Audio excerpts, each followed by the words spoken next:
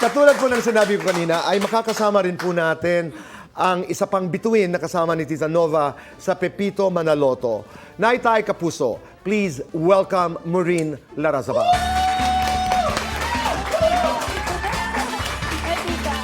Hello, Tito Boy. Hello, everybody.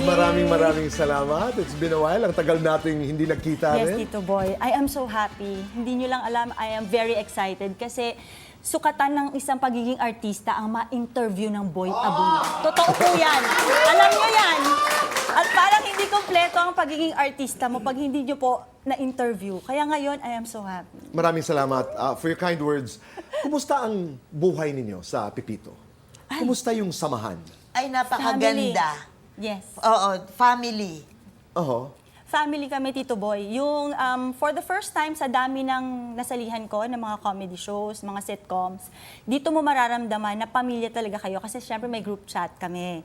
So, every now and then, kahit hindi kami nagtitaping, nag-uusap-usap kami, nag-gatherings kami, at yung mga anak-anak ng bawat isa, kinukuha mga ninang-ninang na rin. So, mga inaanak na rin namin. Di ba, tita?